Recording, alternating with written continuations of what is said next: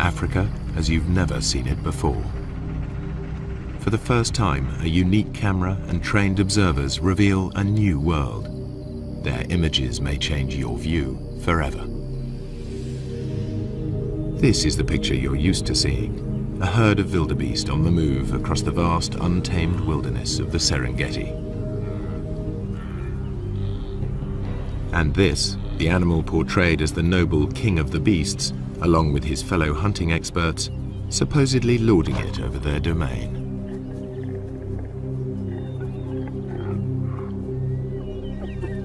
While the laughing hyena normally gets a bad press as a sneaky scavenger, an ugly coward.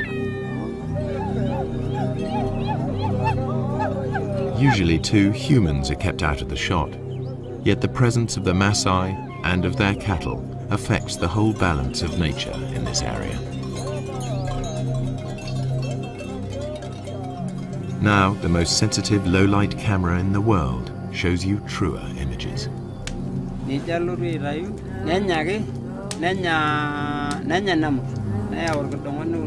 While the Maasai enjoy the warmth of their huts, outside the electronic eye at last turns night into day.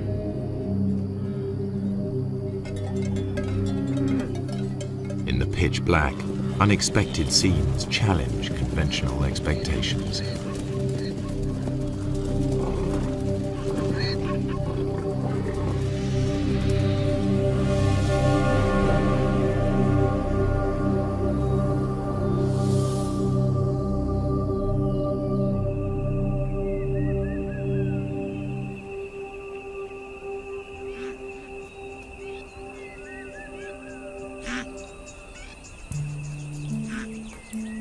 The Serengeti is a complex system of natural relationships, home to 500,000 Thompson's gazelle, 250,000 zebra, and more than 1 million wildebeest.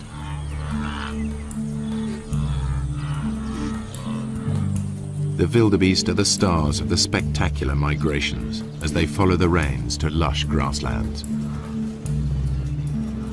This is the greatest concentration of game in all Africa.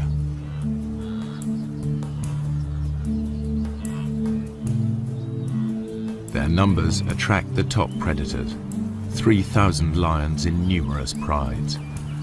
But by day, contrary to what most films show, the big cats are not a serious threat to the herds. Good eyesight and safety in numbers protect the wildebeest. This lion certainly acts like a natural killer. By contrast, the hyenas are just hanging about.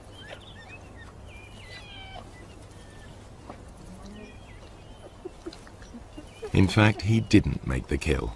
He stole it from more skillful hunters. The blood on their faces proves just who did make the kill. All too often, hyenas are portrayed as light-fingered latecomers. Yet, while the hyenas were feeding, the Prince of Thieves appeared. This is the bit most wildlife films leave out. Lions pinch the hyena's prey. Far from scavenging for a living, 9 times out of 10, hyenas make the kill.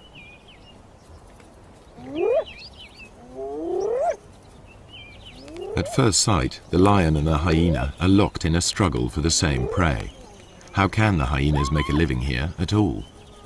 Until now, the only images come from filming by day.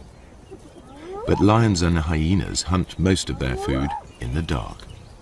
The balance of power is about to shift for everyone here.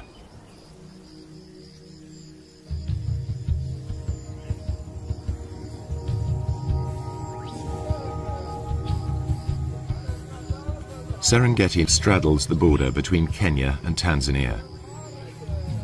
But the Serengeti plains stretch far beyond the park boundaries, and to the east live the Maasai with their cattle.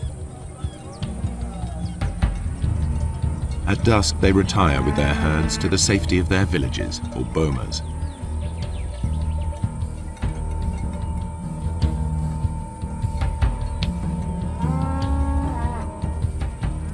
A wall of thorns keeps thieves and attackers away from their cattle and huts. The Maasai rarely venture out at night, except in force.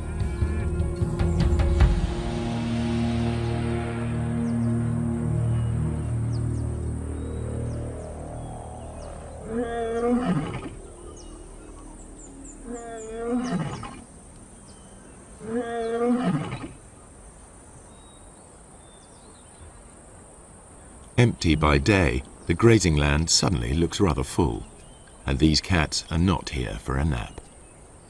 This is the only camera capable of recording what now happens. Technology also allows researchers to make a call to the animals themselves.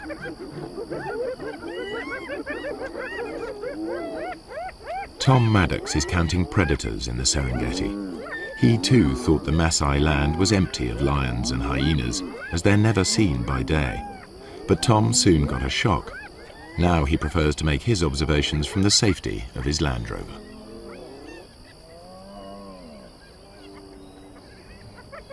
We use this technique that we call call-ins, and we basically have a tape of hyenas on a wildebeest kill. And when hyenas are on a kill, they make these whooping noises and these fighting noises. There's also a lion on the tape and it's fighting with the hyenas, and there's all this big commotion over this kill.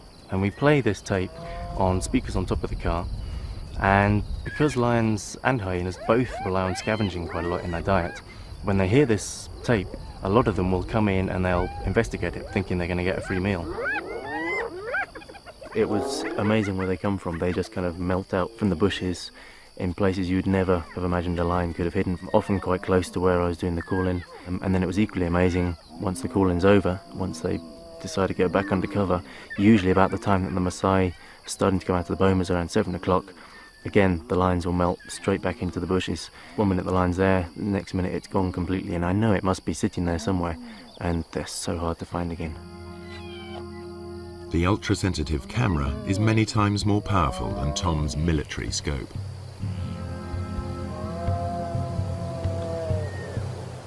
Inside the Serengeti you can drive around and you can see hyenas and lions. They're very obvious throughout the day.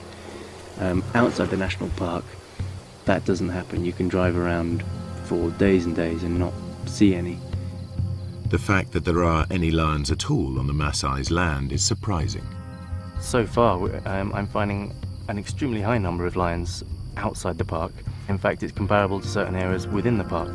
So lions are actually doing extremely well in an area where people are living and working and grazing their cattle, which to me was extremely surprising.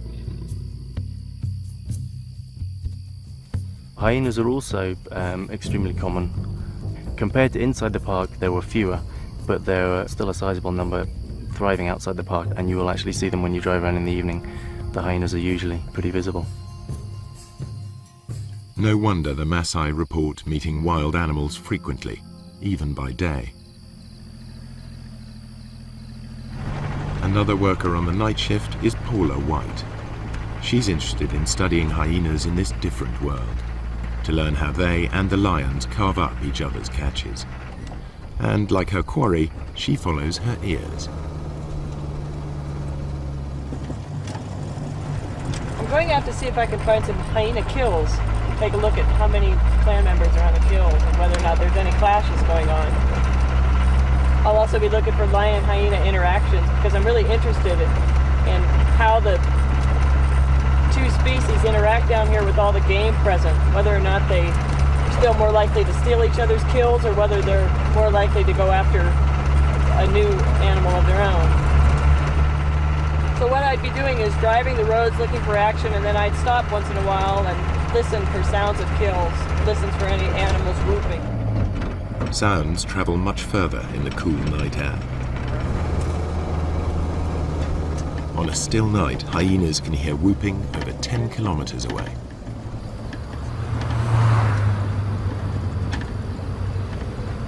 I think lions too are attracted to that sound and a number of other groans and squeals that usually accompany a hyena kill. It's a really exciting scene.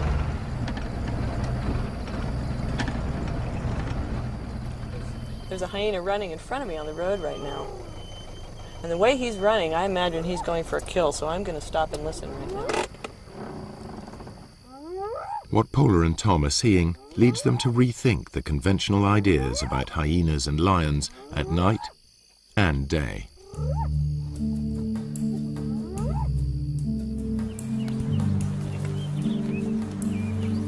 The Serengeti's two top predators both hunt zebra, wildebeest and gazelle.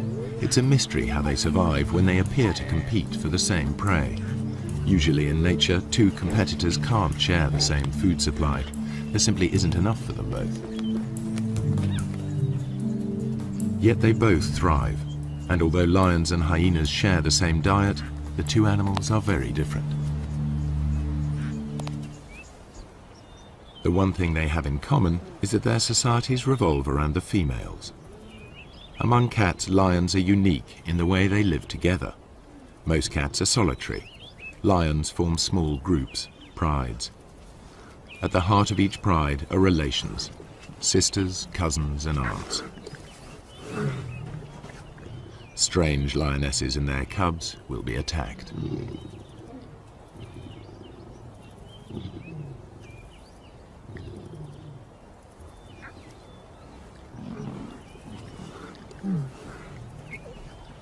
They cooperate to raise cubs. Lionesses will even suckle cubs of other pride members.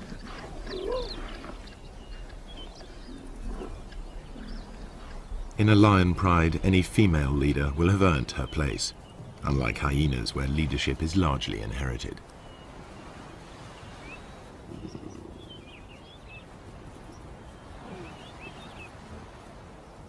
At times the males are absent, at others they hang out with the females.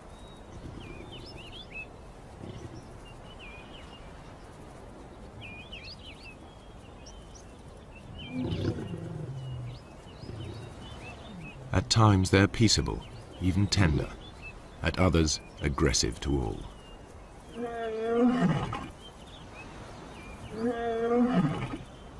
In spite of their smaller size, lionesses not only retaliate, they may even pick fights with the males.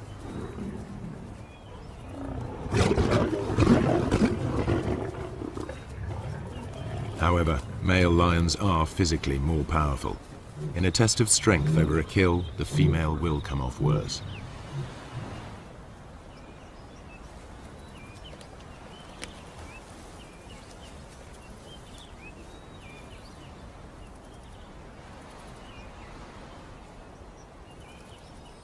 Spotted hyenas live in large clans, averaging 50 or more members. But the whole clan is not always together. Individuals and small hunting groups spread out over the plains in a living net.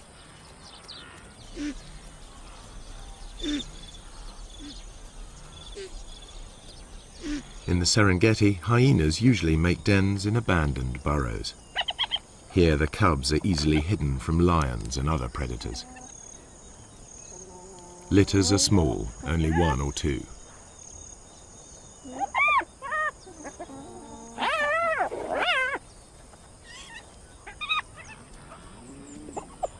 Hyena society is maintained by the rank that each animal inherits.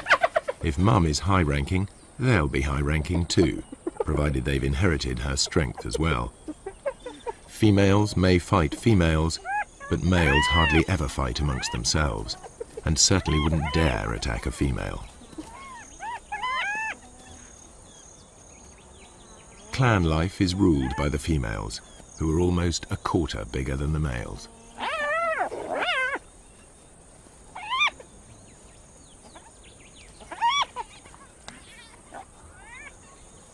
The cubs fight in their first days of life, but once they know their place, they're far more likely to play together than to scrap.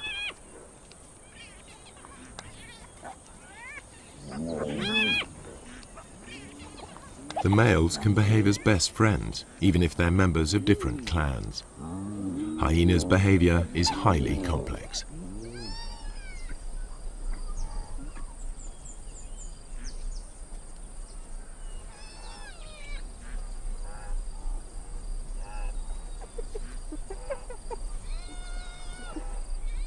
From weaning to fighting, much of what hyenas do still remains to be studied by scientists. Nonetheless, the most marked difference between hyenas and lions is in how they hunt. All animals built for the kill hunt in the same basic sequence. They begin by finding their victims. Next, they single out a target by scanning the herd. Later will come the approach, then the contact, finally the meal.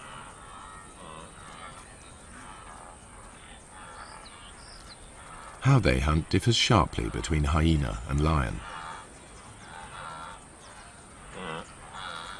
The hyenas get as close as 20 meters in full view of their prey before the herd wheels and flees.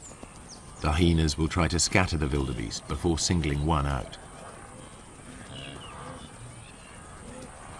The Maasai call the hyenas doctors because they can recognize the sick and the weak.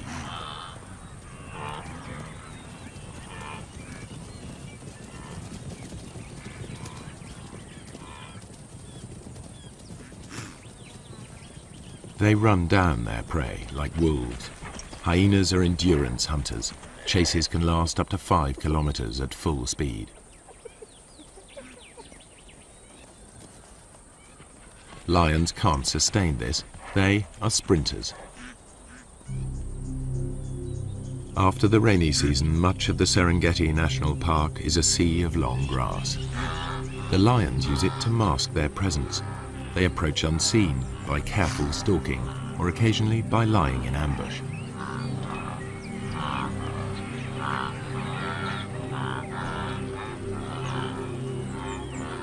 Outside the park, where the Maasai graze their cattle, the grass is shorter.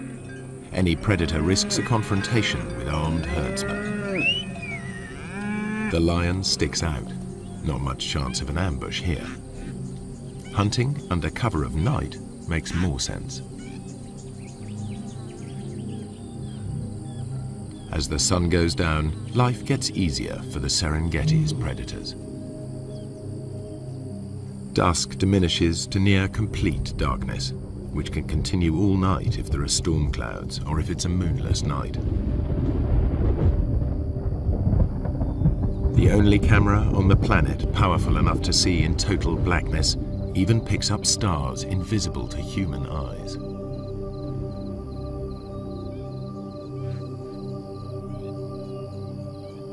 Suddenly, the landscape is illuminated as if by searchlight.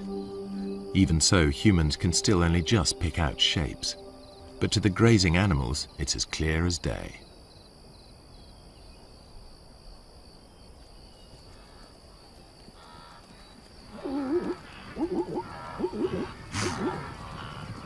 The camera reveals crouching lions invisible to the naked human eye.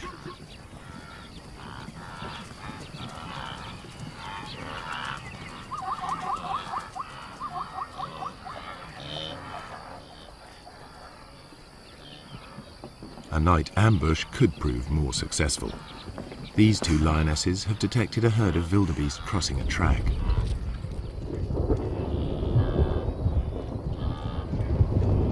When the moon is up, the lions are limited to the techniques they use by day, stalking and ambushing. But it won't always be so light.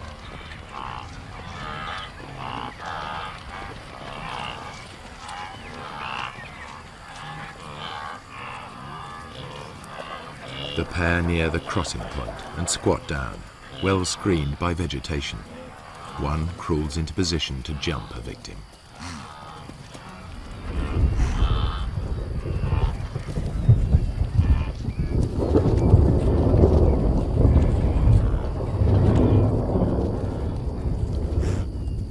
A quick dash and it's soon over.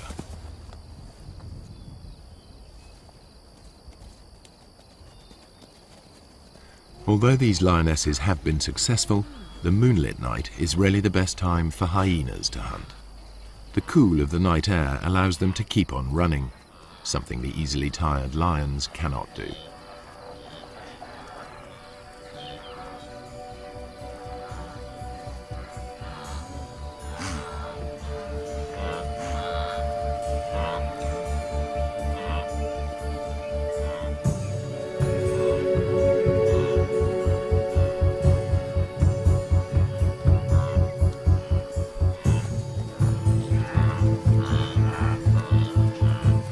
hyenas' behavior at night is something scientists are increasingly able to observe for themselves. I think I can hear a kill off in the distance, so I'm going to go in that direction. It sounds like there's lions coming in as well.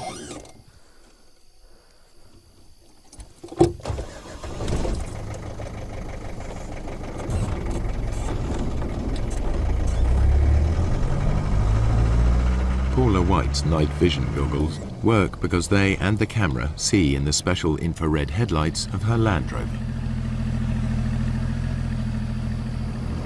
I think the ability to use this sort of invisible light to observe animals, nocturnal animals, in their natural environment is really quite a breakthrough for research. Certainly I didn't begin to see the full range of hyena behaviors until I started coming out at night and using this sort of special equipment. It was very frustrating to me otherwise, because as dusk was falling and my own ability to observe them was ending, I knew that the hyenas were just beginning to wake up and just beginning to start their day, as it were, but I was left out of it. So now, as I'm able to follow them and observe them, I'm seeing things that I've never been able to see before. Now Paula can see in the dark, but it's her hearing that guides her. You often hear hyenas whooping at night, and that can mean any number of things. They're advertising their own location, they're trying to find other clan members. But the one sound that you really associate with a kill is a giggle. And actually that's where the term laughing hyena came from. But that's the sound that I really associate with kills. It's a thing that other hyenas and lions hone in on as well. So really, driving around like this at night, using this enhanced vision and listening for kills, I'm behaving very much like a hyena. And there's one right now. I can see it going through the grassland.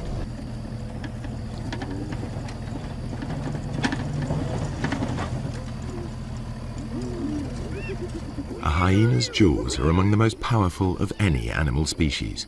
The sharp front teeth shear through skin and meat. Their jaw muscles are as big as a man's arm. At the back of the hyena's mouth, huge crushing teeth are strong enough to crunch up solid bone. Yet it's a remarkably peaceful scene. Male hyenas are nature's gentlemen when it comes to sharing a kill with their clan.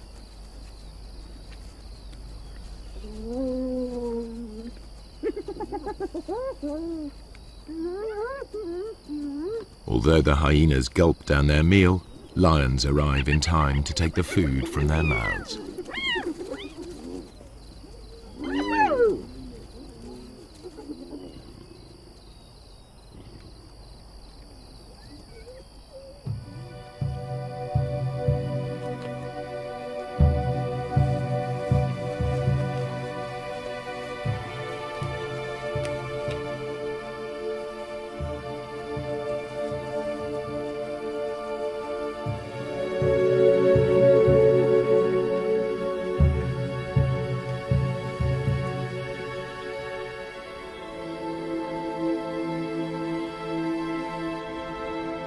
The camera unveils a night world full of animal life. Just how close these animals come to humans astonishes the researchers.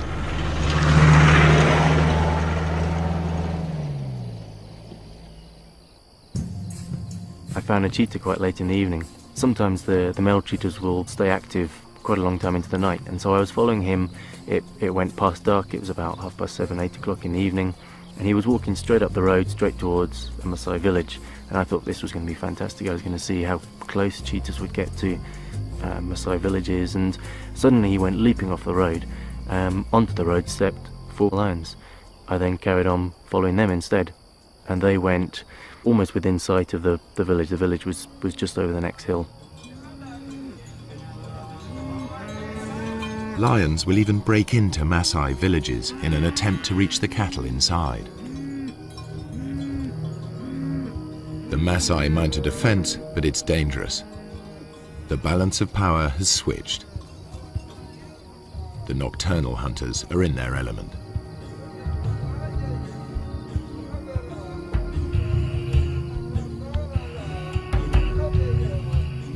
There are burglars about. The guard dog is aware of the hyena, but the Maasai will register its shape only dimly.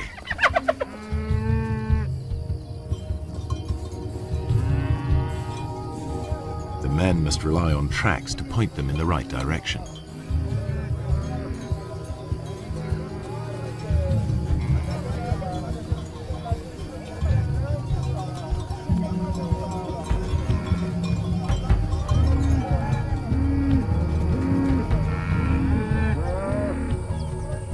During the attack, a cow was killed and dragged off. The following morning, the Maasai inspect the corpse. They can easily identify the cause of death. Wringing the neck are distinctive punctures, the suffocating bite of a lion.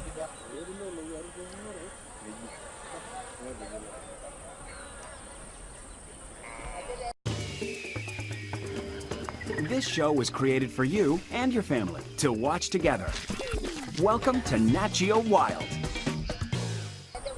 The culprit also mauled a warrior. The wounds could quickly become infected. The tribal doctor cleans the site thoroughly, without anesthetic. The Maasai prize suffering without complaint above all.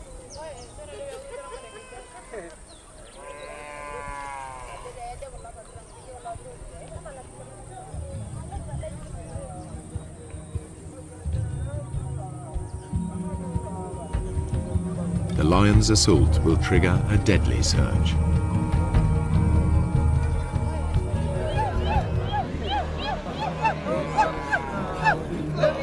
Maasai warriors respond to the alarm. The young unmarried men gather. This is what they've been training for years.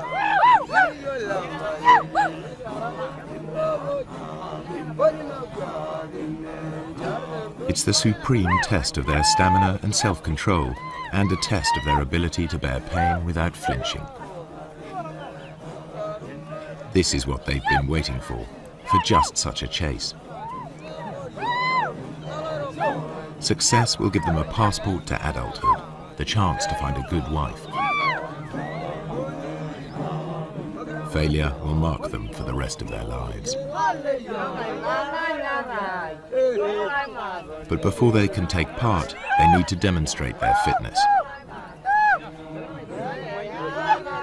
The elders will decide who will and won't go.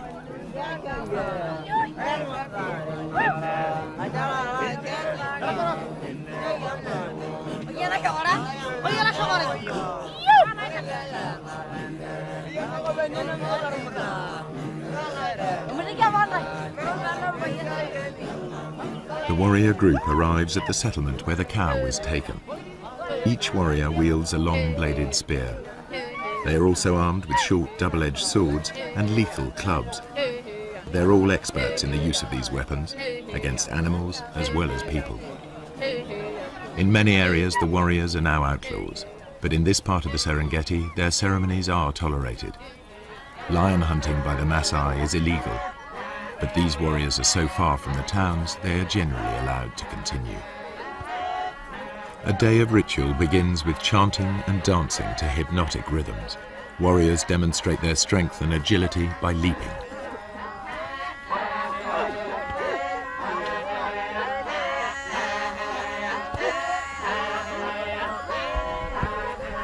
Fueled by intoxicating herbal drinks, they dance into the night.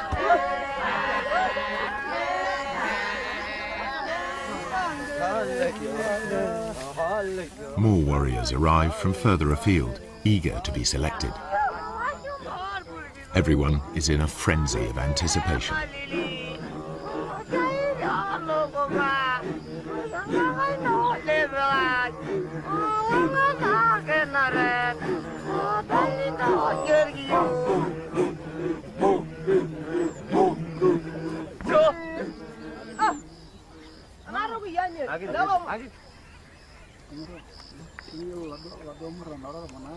Ole Lembikas, a village elder, addresses the warriors.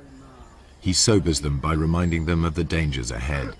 He tells them to work together, to trust each other, and to return safely. Then he urges them to enjoy the party. It could be their last.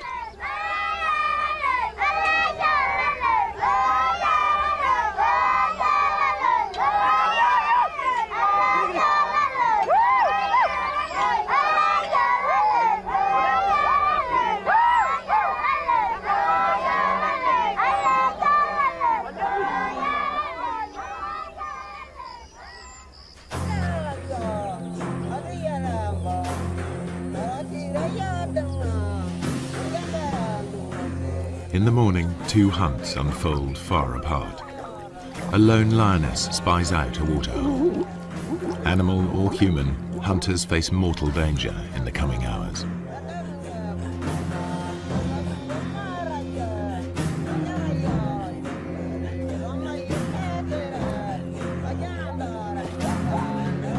For lions, daytime hunts are the most difficult.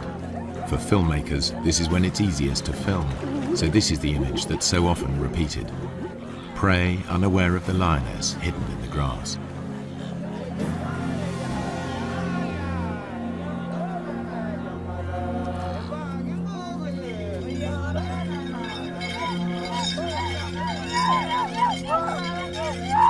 The hunters head for the place where a lioness was seen recently. The one they believe killed the cow.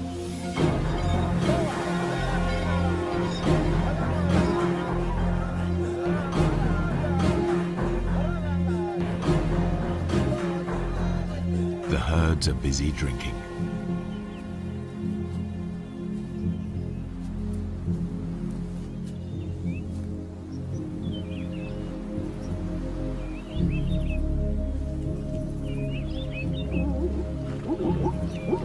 Zebras have keen sight. Their bulging eyes give a wide-angle view of danger.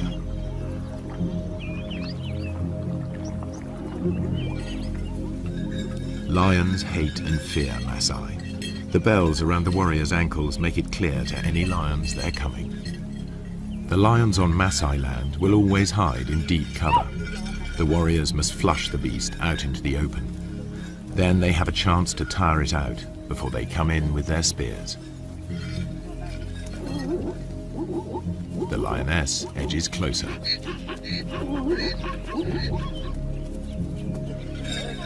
The warriors' search may last all day, covering up to 40 kilometers.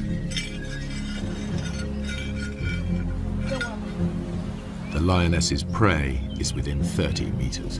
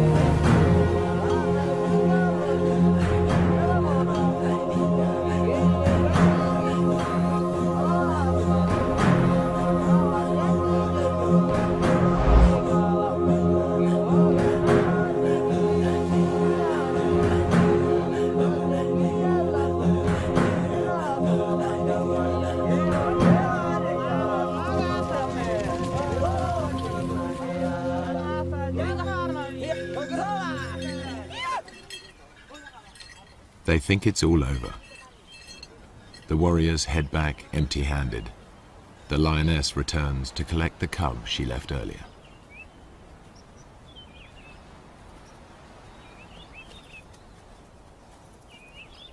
She hid it in long grass nearby, but the chaos of her hunt has attracted members of another pride. This is their patch, and they'll defend it. The mother calls to the youngster. Two other lionesses reach the cub first. They won't tolerate another female's offspring. They'll eliminate it.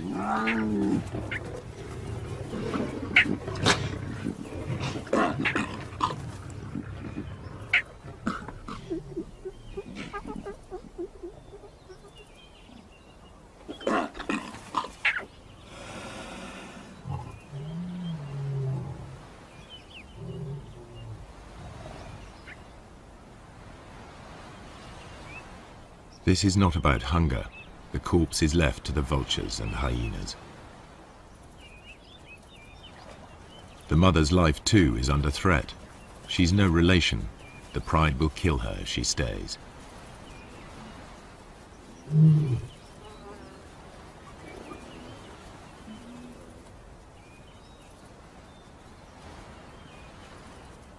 Outnumbered, without a territory of her own, she heads yet further away from the park. When lions roam, they are at risk, and so are their pursuers. What you're about to see has never been shown before. A tourist's camera videos the end of a hunt. A lion is cornered. There seems no way out.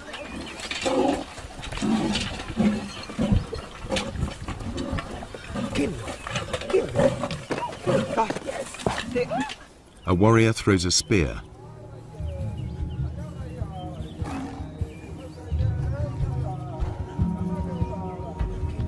The tables are truly turned. Teeth and claws strike home. The wounded warrior continues, believing the lioness chose him as the weakest. To overcome his shame, he needs to finish her off. But even warrior pride cannot prevent the injured man collapsing into shock.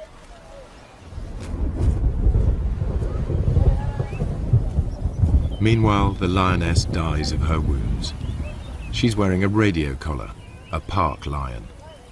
Two different worlds clash. The Maasai collect a trophy, the scientists collect data. Each sees the lion in a different light. It's not a romantic, we like to live with wildlife kind of situation, but they never do something to the extent that if a lion is being a problem, they don't go out and try and kill every single lion that they can find in the entire area. I have great respect for them for tolerating them to such a great degree. In truth, the warriors have made a lethal mistake.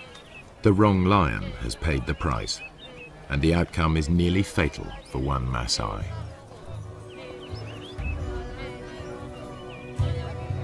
Were he to die on the spot, they would give him a warrior's rights and leave his bones to the night and the hyenas.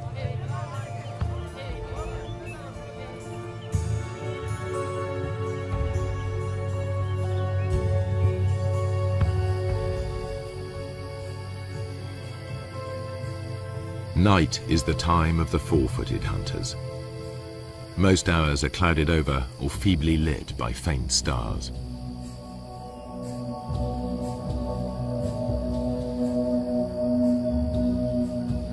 On moonless nights, the Maasai only leave the safety of their bomas in groups. But there is no safety in numbers now for the grazers of the plains.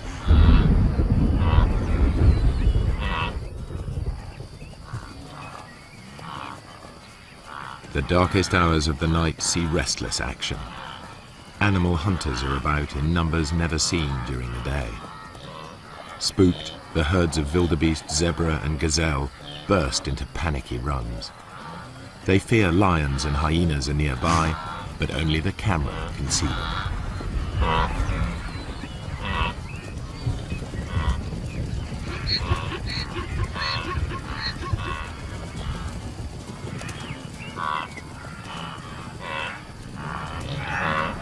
Not only the zebra are uneasy, a clan of hyenas is also on edge.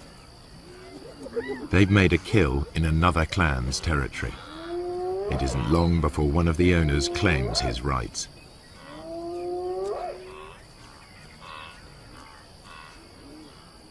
He calls for support from the other residents.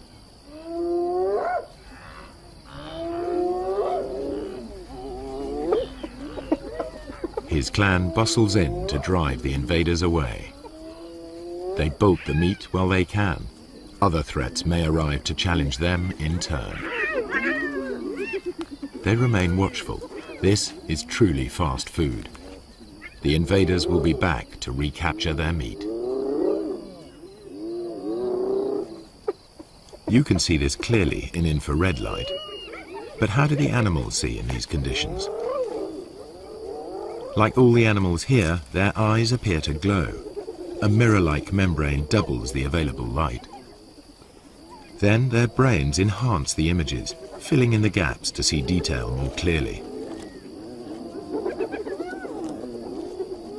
The newcomers soon return in force. The prize seesaws between them until it's all gone. But with so little light, even their superb night vision is challenged. This is as close as you can get to seeing through their eyes. It gives an idea of how they can operate in this dark world.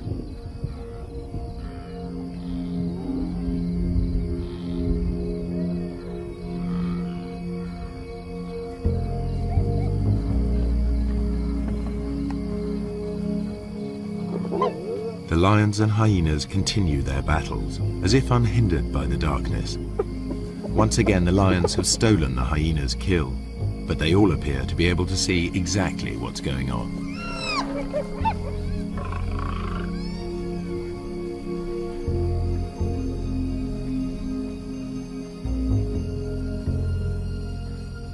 And when the lions go hunting, they do so just as they are. They wander off in the general direction of the sound of herds of animals. To the lions, the herds are almost invisible at any distance, just dull grey smears.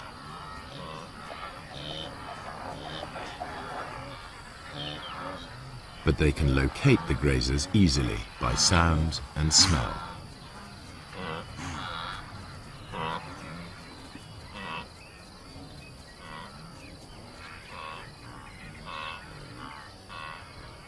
Night is the only time that lions can approach undetected here on the short grass plains. You are about to see for the first time how and when the lions of the Serengeti catch most of their food.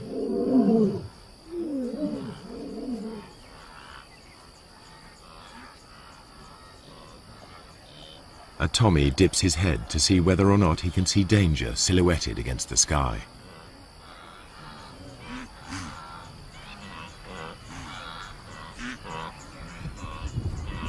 The circling lion is almost invisible.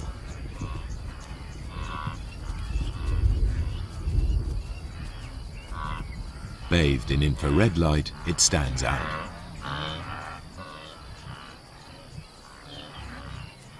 Another Tommy can hear something and is off.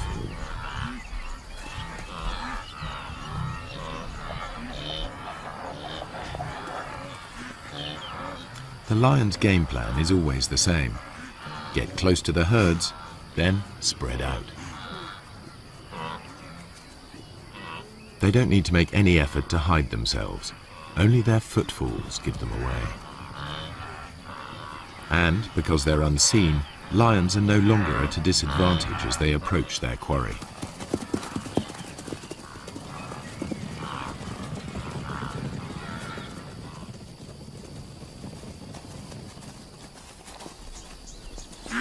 Two young males take a small zebra with ease.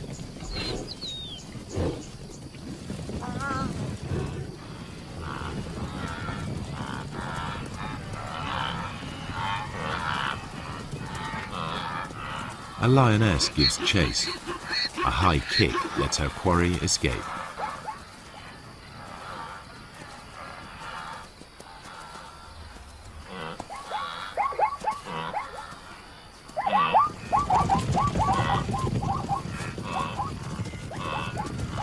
Soon, two lions bring down a fine stallion.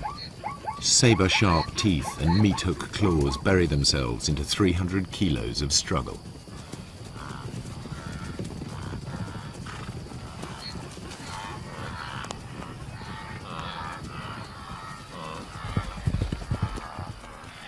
One lion grips the throat in a stranglehold, the other prepares to feed.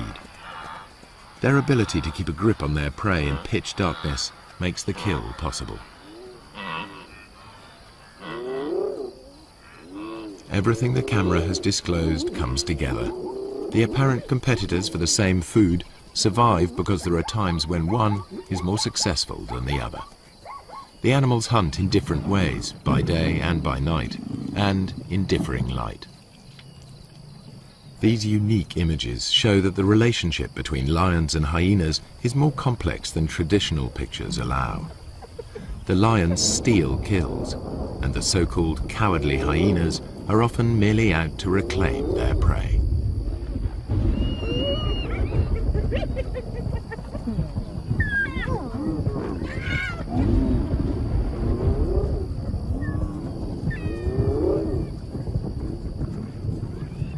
Don't say you've never seen a brave hyena.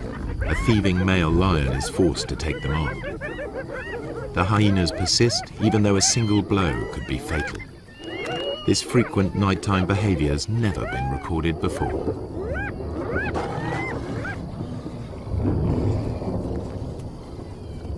There's much more going on in the dark than people have realized, and there must be many more secrets still to be revealed.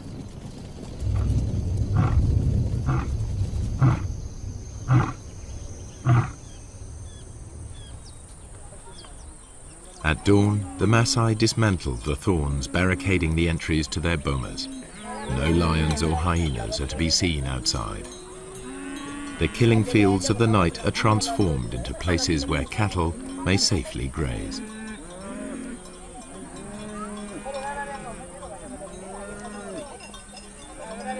By day, everything is in the Maasai's favor. The cool of night and the light of the moon are ideal conditions for the hyena, a long-distance runner. But the darkest nights belong to lions, which can rely on built-in weapons and brute force. The truer picture that has emerged applies by day as well. Hyenas can kill when lions are too conspicuous, and it's the lions that are the scavengers.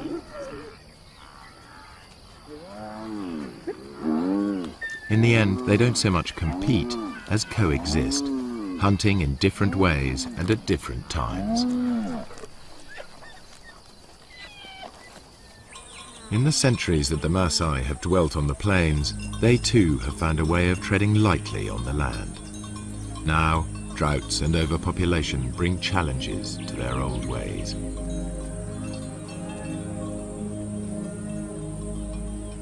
Within a decade, this cattle pasture will be covered with crops. Predators and herds will be gone, only preserved in the zoo-like national park.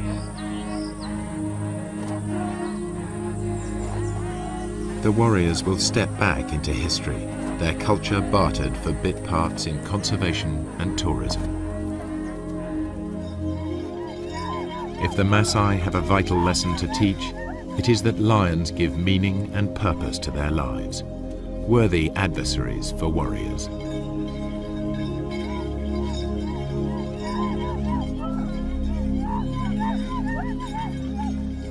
Their spears are already being beaten into plowshares. A patchwork of fields is appearing. Soon, fences will spring up. Nature's carefully crafted balance of power will be upset, animals and people in conflict. The picture that emerges may be starker, but it is more realistic.